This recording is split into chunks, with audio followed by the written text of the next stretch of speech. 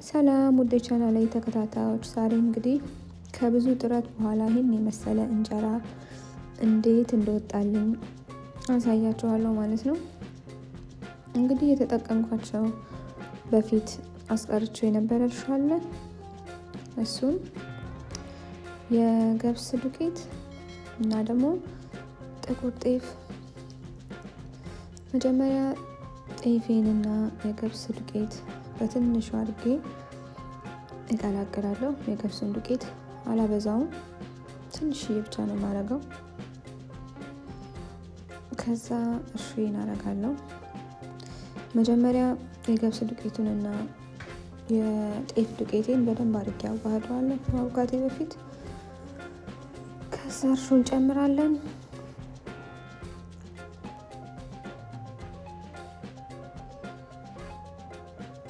ከዛ በዚህ መልኩ በደንብ እናዋህደዋለን።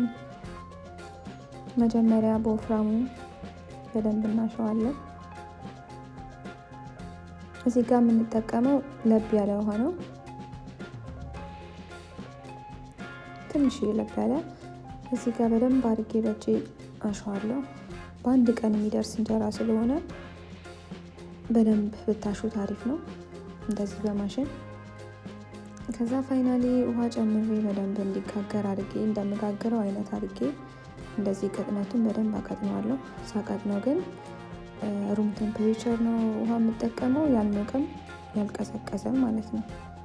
እንደዚህ ቀጠን አድርጌ በደንብ ዘግቼ አስቀምጠዋለሁ። ጠዋት ላይ ነው ያቦካሁት። እዚህ ጋር ማታ አካባቢ ነው እንደዚህ የሆነው። እንደምታዩት ኩፍ ብሏል በደንብ። ከዛ አብሲት እናዘጋጃለን። መጠነኛ ውሃ ካረኩ በኋላ አብሲቴን እንደዚህ አዘጋጃለሁ። ይሄ በነጋታው ነው አብሲቴ እንደዚህ ሆኖ አድሯል። እንደዚህ ስለሆነ በደንብ መታሸት አለበት፣ ምክንያቱም ሊጣችንን ሲገባ እንዳያበላሽብን። በደንብ እንደዚህ ስሙዝ አድርገን እናሸውና ሊጤ ሲያደር ይመስላል። አብሲታችንን እንጨምራለን።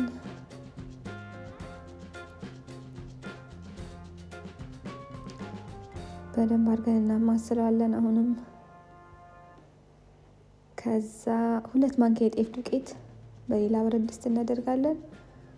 ከዛ ቅድም ካዋሃድነው ሊጥ ላይ ትንሽዬ አድርገን አሁንም በደንብ አድርገን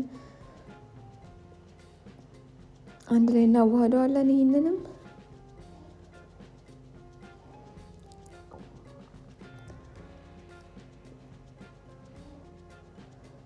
ማሽንም አለመጠቀም ትችላላችሁ። ይህቺ በእንቁላል መምቻዋ በሷ ማዋሃድ ትችላላችሁ። ከዛ ይሄኛውንም ያዘጋጀሁትን አንድ ላይ አስቀባለሁ። ከዛ ሶስቱንም አብሲቴንም ይሄ በዱቄት ያዘጋጀሁትንም እና ሊጤንም ሶስቱንም በደንብ አድርጌ አዋህደዋለሁ ማለት ነው።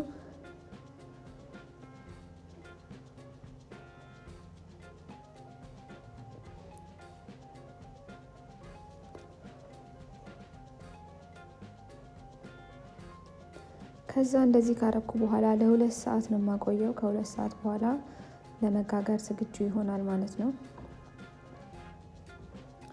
ኩፍ ይልልናል ከ2 ሰዓት በኋላ።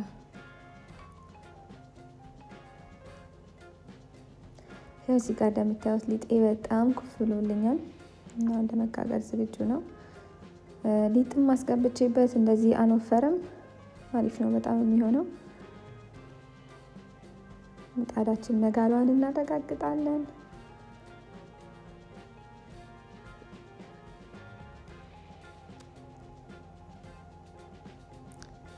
ከዛ እንጋግራለን ማለት ነው። እኔ በጣም አልወጣ ብሎኝ ስቸገር ስለነበረ በጣም ነው ደስ ያለኝ እንደዚህ ሲወጣልኝ ለመጀመሪያ ጊዜ። እና እናንተም ሞክሩት፣ ይሰራላችኋል በእርግጠኝነት። እና እንጀራው ደግሞ በጣም ለስላሳ ነው የሚሆነው፣ ቶሎ አይበላሽም። እንደምታዩት አይኑም በጣም ያምራል።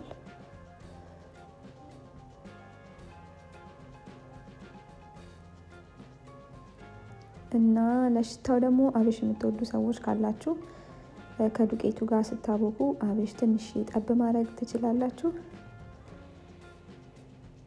እና እንደዚህ አይነት የሚያምር እንጀራ ጋግራችሁ ብሉ እላችኋለሁ። እና ስለተከታተላችሁኝ በጣም አመሰግናለሁ። ለቻናሌ አዲስ የሆናችሁ ሰብስክራይብ በማድረግ ተባበሩኝ። ሀሳብ አስተያየት ካላችሁ በሼር አድርጉልኝ። አመሰግናለሁ።